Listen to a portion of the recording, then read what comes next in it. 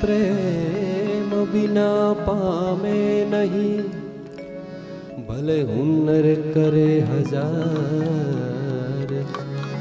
कहे प्रीतम प्रेम बिना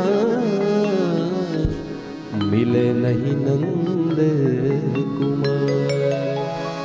हरि व्यापक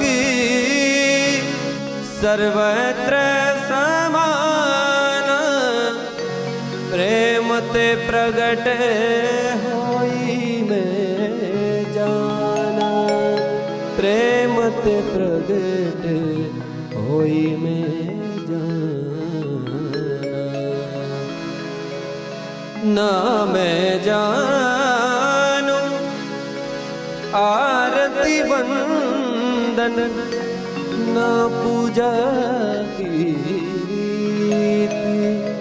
मैं अनजानी दर्श दीवानी, पागल मेरी प्रीत।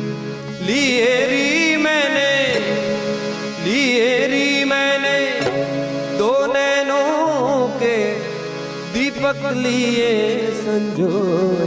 हेरी मैं तो प्रेम दीवानी मेरो, डर जाने कोई। ना मैं जानू आरती वंदन, ना पूजा की रीत। मैं अनजानी दर्द दीवानी, पागल मेरी प्रीत। लिए री मैंने दो नैनों के दीपक लिए संजोए। हेरी मैं तो प्रेम दीवानी मेरो, डर लग जाने को।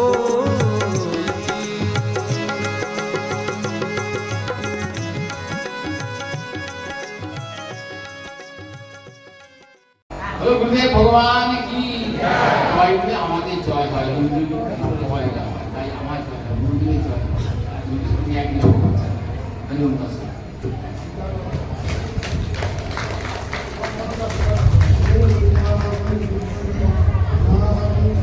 জয়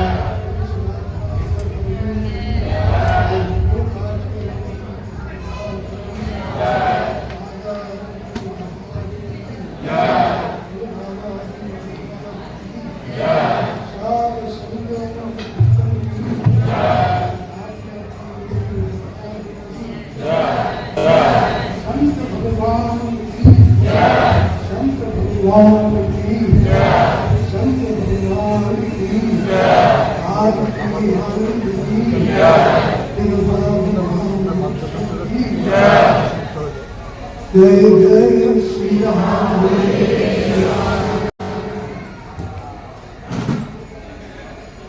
गायन्ति देवा गीतकानि, धन्यास्तुते भारतभूमि। शब्दापवर्गास्पदमार्गभूते, भवन्ति भूयः पुरुषाः सुलभा। স্বামীজি বলতেন বাড়িটা খুব সুন্দর, গ্রামটা খুব সুন্দর, দেশ খুব সুন্দর, সব ভালো, কিন্তু সেই গ্রামে সাধু নেই।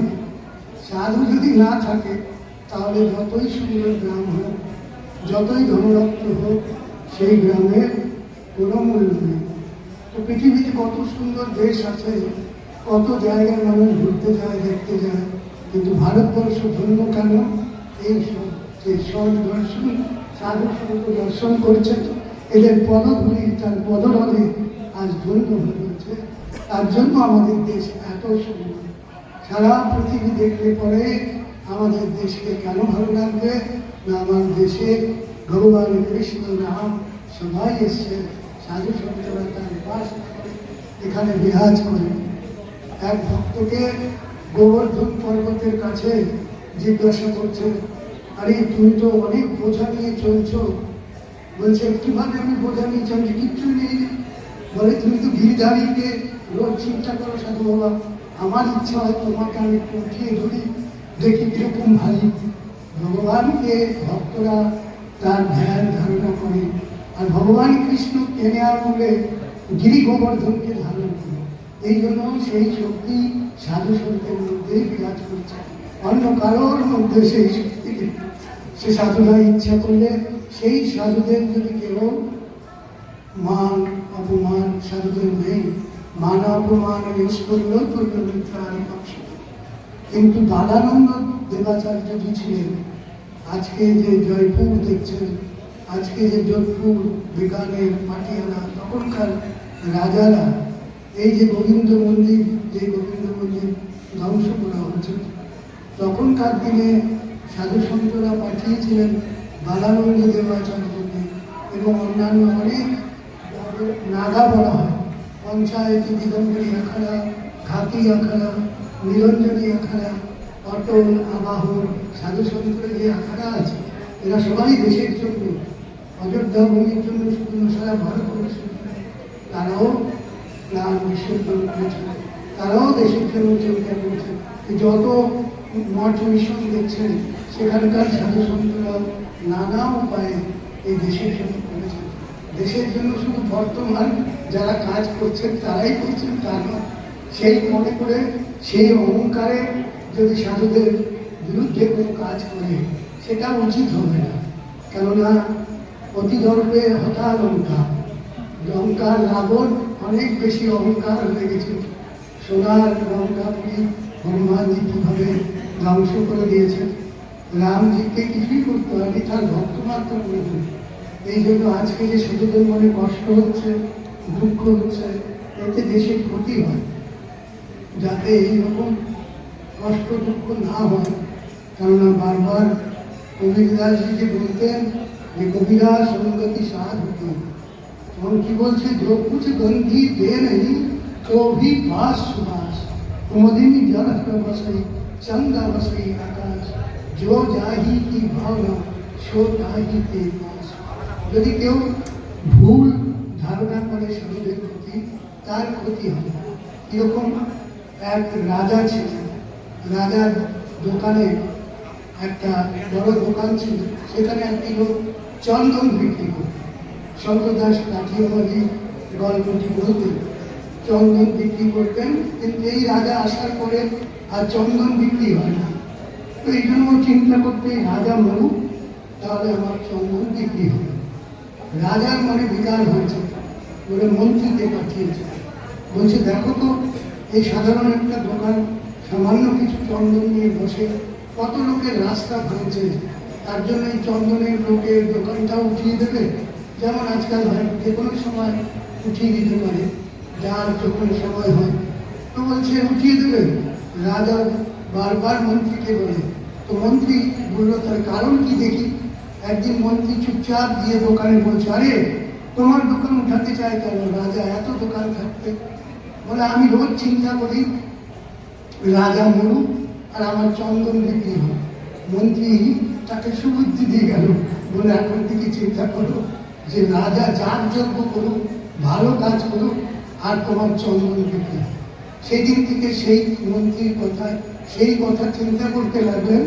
তখন আর রাজা একদিন বলছে মন্ত্রীকে ডেকে, থাক, এতগুলি দোকান কাউকে উঠাচ্ছে না, আমি চন্দনের দোকানটা কেন উঠাবো? ওকে গিয়ে বলে দাও তুমি তোমার সুন্দর করে ব্যবসা করো। তারপরে সেই তার ওখানে যার যোগ্য অনুষ্ঠান সব হতে থাকে। তো আশা করি সাধু সন্তরা সৎসঙ্গ করে, যেমন করে সবাইকে সদ্বুদ্ধি দিয়েছেন, তো সদ্বুদ্ধি অনেকভাবে দেওয়া হয়। এক সাধুর কাছে একজন মন্ত্র নিয়েছে, রোজই এসে বলে, আরে আমি ভগবান দর্শন করতে পারি না, আমি এত কাঁদি, এত ইয়ে করি। বলে তুমি কাঁদো? কেমন কাঁদো, কেমন বাঁচা লাগে? তো সাধু ধরে তাকে এমন মার দিয়েছেন, তখন ও বলছে যে তোমার ব্যথা লাগছে, তো কাকে বলবে? বলে ধরো আমি পাড়ার বড় দাদাকে ডেকে আনছি, সাধু বাবা তোমাকে দেবে মার, তুমি কেন সাধু হয়ে মারছো মানে? তখন গেছে পাড়ায় গিয়ে সবাইকে ডেকে এনেছে, সবাই এসে সাধুকে মারবে। সাধু বলছে আমি তো মারিনি। বলে মারেনি, এসব ফুলে টুলে গেছে। ফুলা তো বাইরে, ব্যথা লেগেছে কিনা? বলছি ব্যথা লেগেছে। বলছি ব্যথা দেখাতে পারবে? বলছে কেন এই কথা বলছে? বলে সে রোজ আমাকে পরেশানি করতো, আমার থেকে মন করিয়ে বলছে এখনই ভগবান পেতে হবে, সাধু বাবা নাহলে এই করবো সেই করবো, উপদ্রব করতো। তো আমি দেখালাম যে ভগবানকে অনুভব করতে হলে তপস্যা করতে হবে, সাধনা করতে হবে, জপ করতে হবে। তুমি জপ ধ্যান কিছুই করলে না, এখনই তুমি ভগবানকে পাবে কিভাবে? তো ওই রকম মাঝে মাঝে ওই শব্দটাও ব্যবহার করতে হবে, নাট্য ঔষধও দরকার হয়।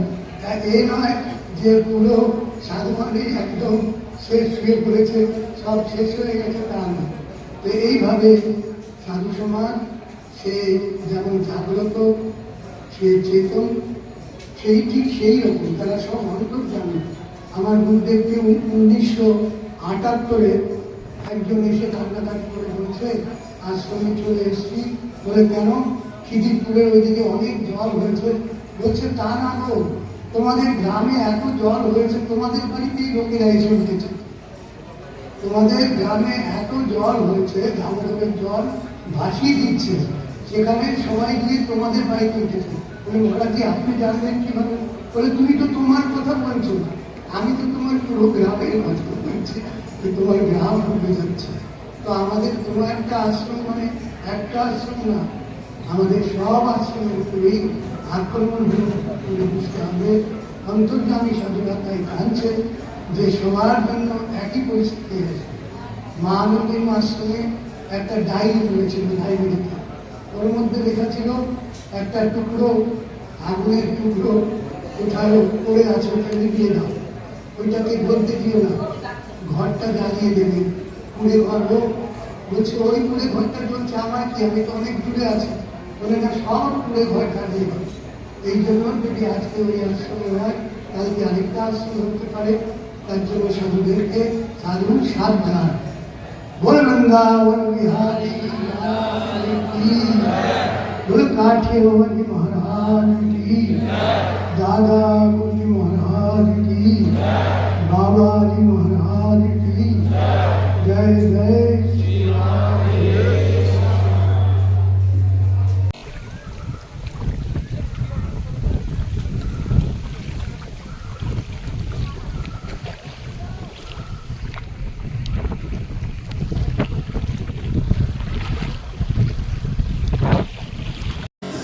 निकं करोति आचार्यं पङ्गुं लङ्घयते गिरिं यत्कृपातमहं वन्दे परमानन्दमाधवं। बोल बाबाजी महाराज की जय। बोल बाबाजी महाराज की जय। बोल बाबाजी महाराज की जय। जय जय जय श्री राधे।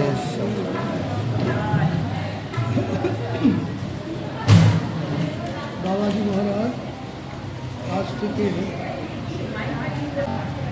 থেকে 44 বছর আগে শিবচরের এই কাঠিয়াবাড়া আশ্রমে পবিত্র ভূতে শ্রী রাধা বৃন্দাবন বিহারী রায়জি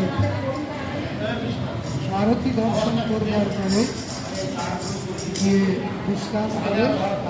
সেই সময় যে সাধু ভাইরা ছিলেন তার মধ্যে উপস্থিত ছিলেন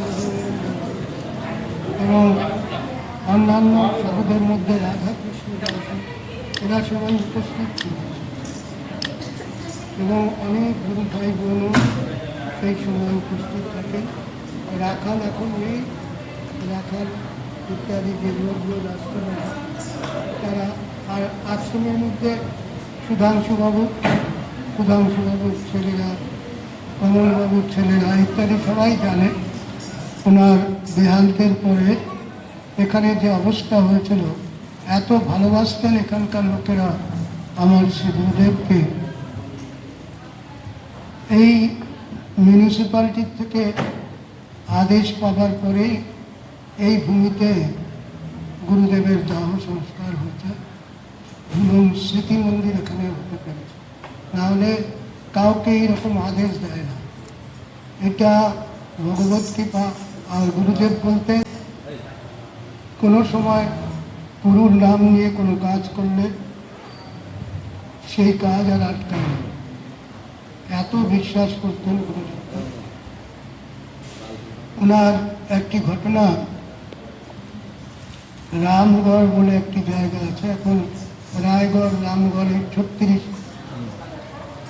আজকাল যে বড় আরেকটা স্টেট তৈরি হয়েছে, ছত্তিশগড়। হ্যাঁ ছত্তিশগড়। হ্যাঁ ছত্তিশগড়, এই ছত্তিশগড় স্টেটে এখানে প্রতিষ্ঠা উৎসব চলছিল, ওই বিরাট আনন্দ।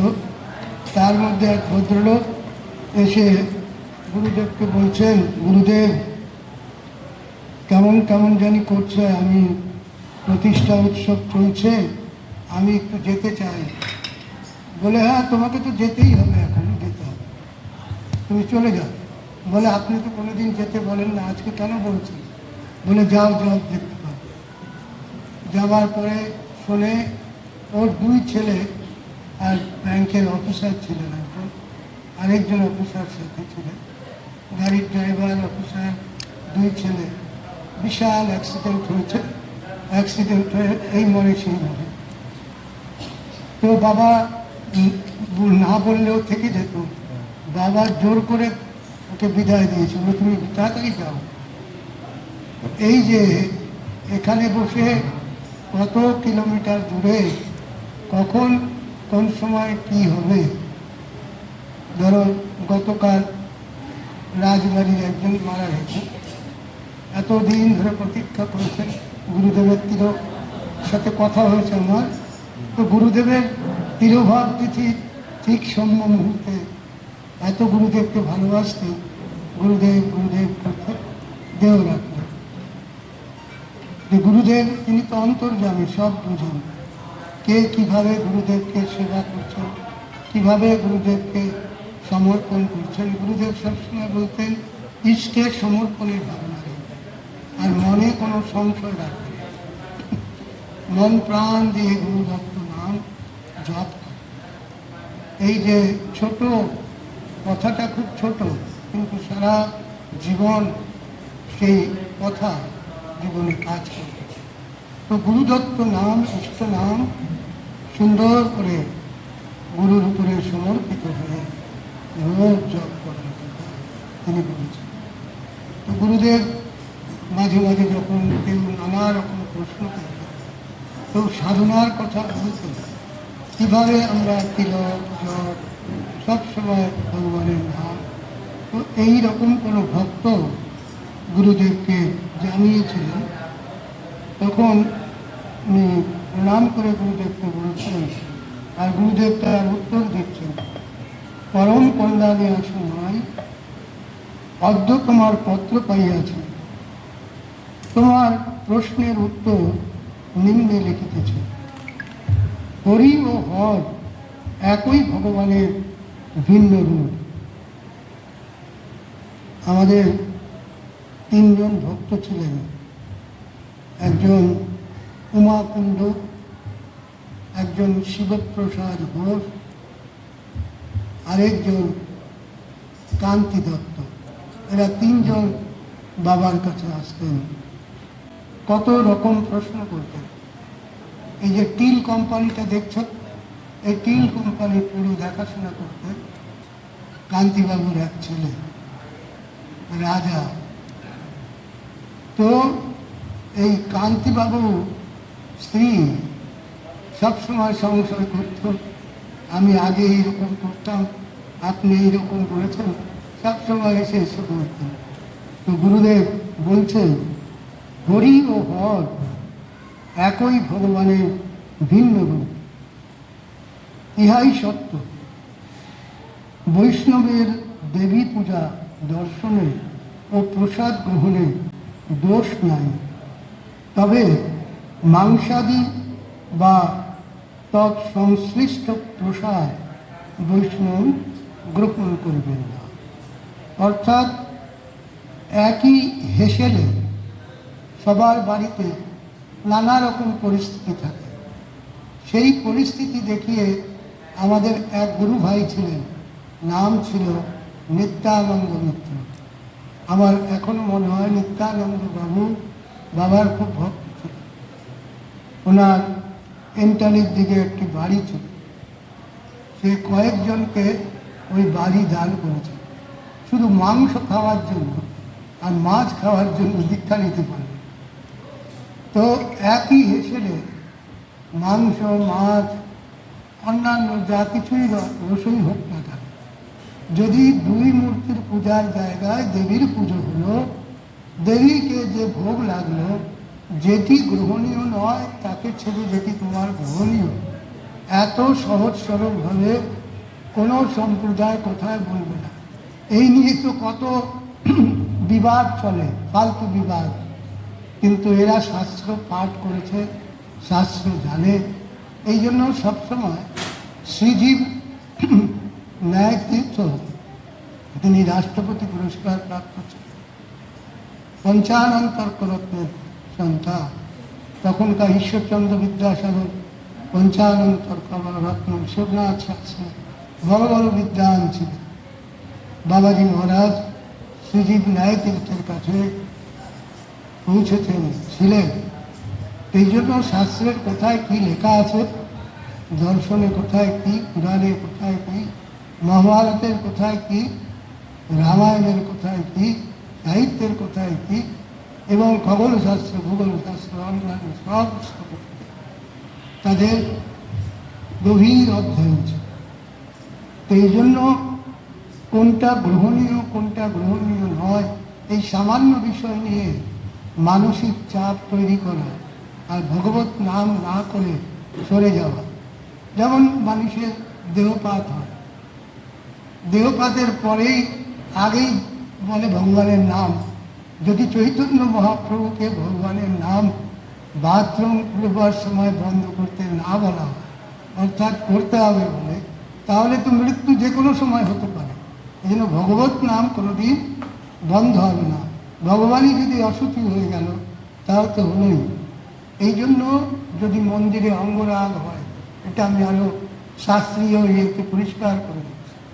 যদি বাড়িতে কোনো সময় অশৌচ বা অসুচি লোক যাকে দিয়ে কাজ করানো হচ্ছে, অঙ্গরাগ হয়ে যাওয়ার পরেও শুধু তাকে যে তুমি আবার ঘষাঘষি করে আবার জল দিয়ে ইয়ে করবে তা নয়।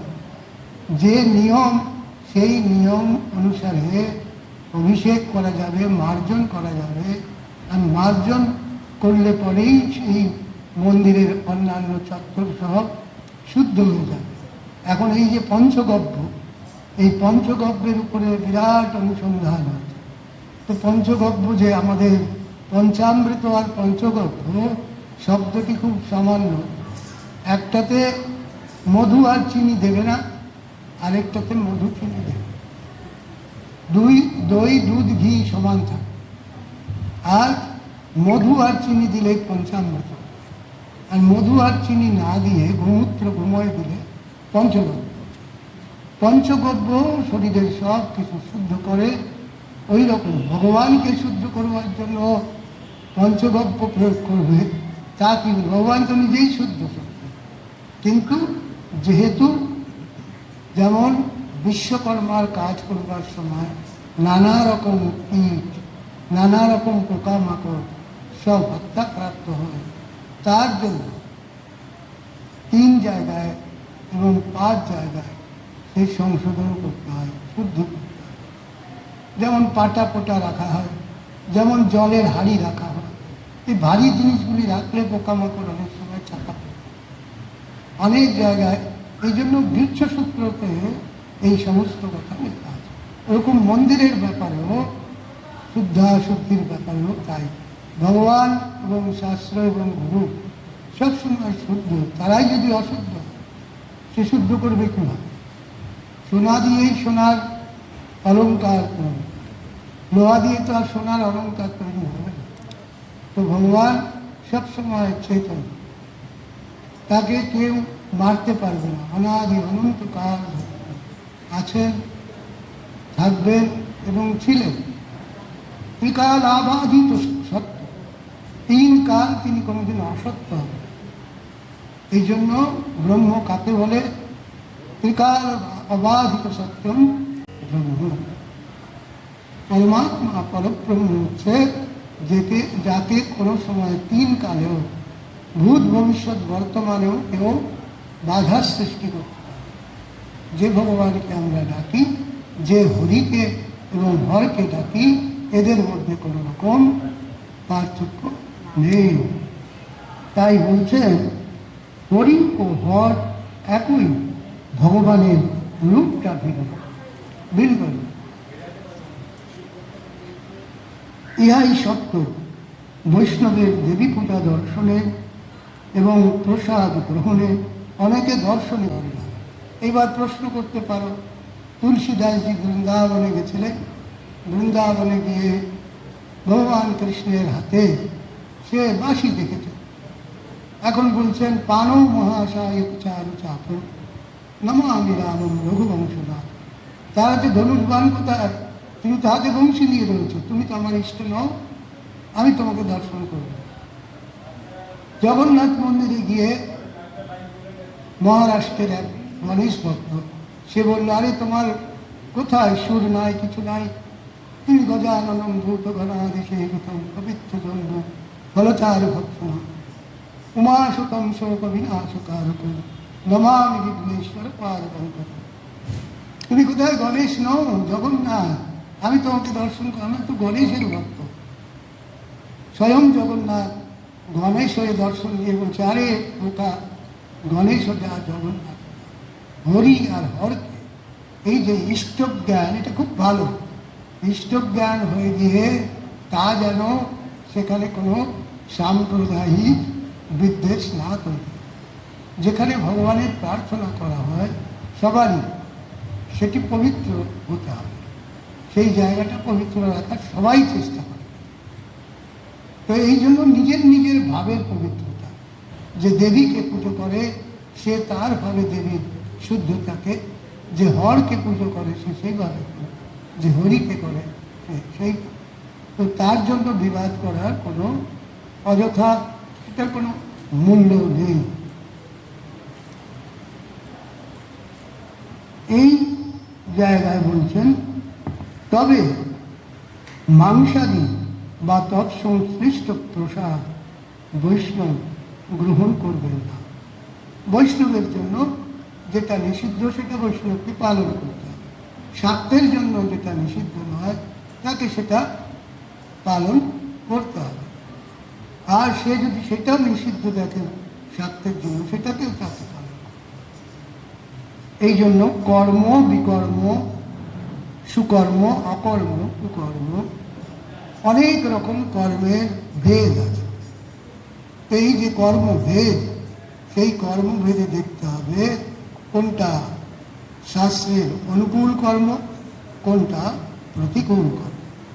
তো প্রতিকূল কর্ম ত্যাগ করে অনুকূল কর্ম সবাইকে সম্পাদন করতে হবে। যেমন কেউ যদি ভজনে মন দেয়, মন্দিরে যদি সুস্থিরভাবে বসে থাকে, তাকে বাধার সৃষ্টি না করাই ভালো। যে কোনো সম্প্রদায়, যে কোনো ধর্ম, যে কোনো পথের লোক হোক না কেন, তাকে বিঘ্নিত না করাই উচিত।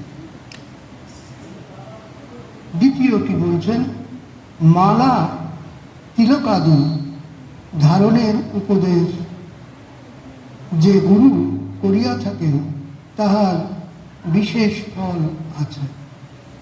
কোনো দীক্ষিত ব্যক্তি যদি গুরুর এই উপদেশ শ্রদ্ধার সহিত গ্রহণ না করেন বা তাহার প্রয়োজনীয়তা বিশ্বাস না করেন, তাহার পক্ষে দীক্ষা না লওয়াই উচিত ছিল।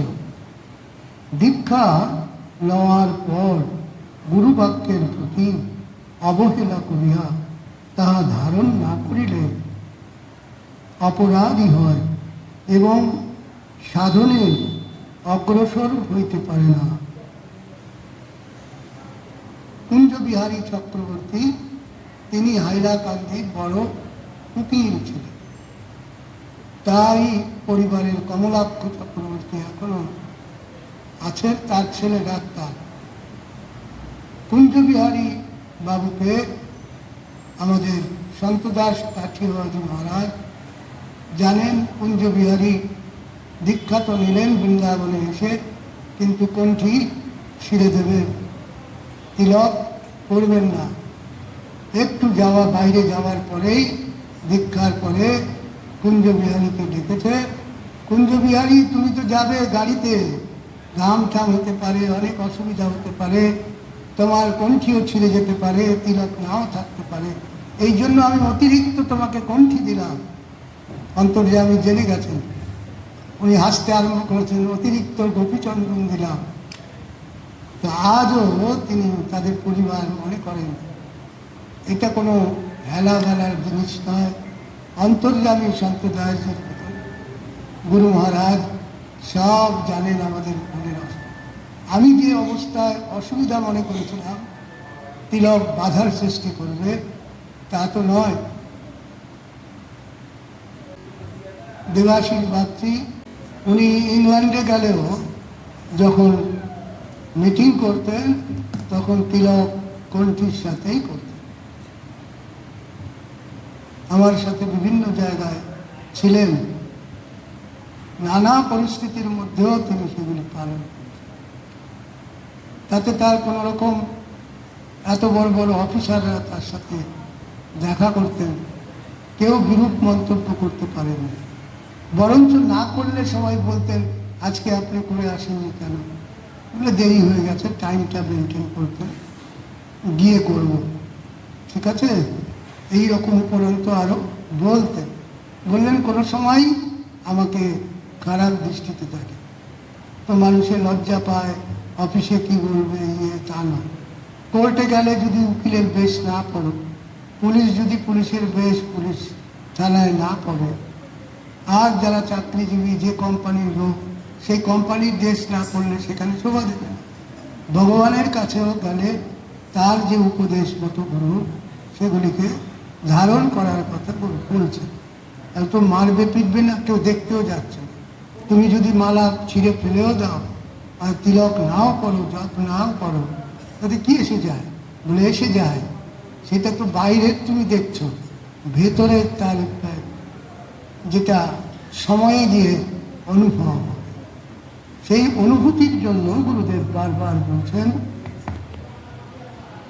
গুরুদেবের প্রতি অবহেলা করিয়া তাহা ধারণ না করিলে অপরাধী হয় এবং সাধনে অগ্রসর হইতে পারে না। ভগবান তাহার প্রতি অপ্রসন্ন হইয়া যান। তুমি এই বিষয় লইয়া বিচার করিতে যাইও না। তুমি যেরূপ উপদেশ পাইয়াছ দৃঢ় প্রতিজ্ঞ হইয়া তাহা পালন করিতে চেষ্টা করবে। এই বিষয়ে সাক্ষাৎ আলাপ হইলে ভালোরূপে তোমাকে বুঝাইয়া দিতে পারিতাম। পথে আর অধিক লেখা যায় না। বাহিরের নিন্দাস্তুতি, মান অপমান অগ্রাহ্য করিয়া নিশ্চলভাবে গুরু উপদেশ অনুসারে ভজন করিয়া যাও, ইহাতে কল্যাণ লাভ হইবে। প্রথমত কিছুদিন দৃঢ়ভাবে নিয়ম নিষ্ঠা পালন করিলে লোকের ভাবের পরিবর্তন হইয়া যায়। যে ব্যক্তি অবজ্ঞার ভাব দেখায় সেই আবার তাহার প্রতি ভক্তি সম্পন্ন হইয়া যায়। অত্র মঙ্গল আশীর্বাদ শ্রী ধনঞ্জয় দাস। তো বাবাজি মহারাজ কীরকম একনিষ্ঠ ছিলেন, যেটা সমস্ত শিষ্যদের সবাইকে আমাদেরকে আজও পালন করার প্রাসঙ্গিকতা বলে মনে করি। তো গুরুদেবের তিরোভাব উৎসব, গুরুদেব তো অন্তর্ভাব হওয়ার পরে আরও বেশি মানুষের সবার সামনে যারা তাকে ডাকবে, যারা তাকে চিন্তন করবে, ধ্যান করবে, সবার সামনে তিনি পৌঁছে যাবেন। আর যদি সে নাও করে, তার অলক্ষ্যও তাকে রক্ষা করবে। সবসময় যে তার স্বরূপেই তাকে যেতে হবে তা নয়, নানা রূপে গিয়ে গুরুদেব তাদেরকে রক্ষা করবে। আজকে আমাদের ডাকাইশুনি অস্থল থেকে আমাদের বাচ্চারা মায়েরা এসছেন, সারা দিন কীর্তন ভজন করবার জন্য এত দূর থেকে এসছে। তো এখন ওরা একটুখানি নৃত্য দেখাবে, দুটো গানের সাথে করবে। মনু আছে, মনে করো। বল বৃন্দাবন বিহারী लाल की जय बोल काठियावाड़ी महाराज की जय जय श्री राम।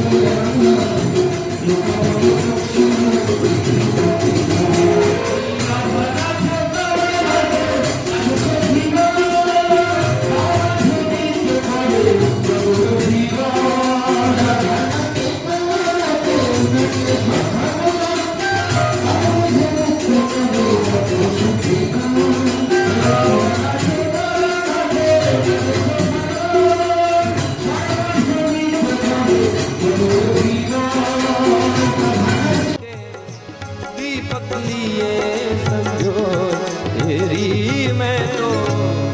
तेरी मैं तो प्रेम दीवानी मेरो कर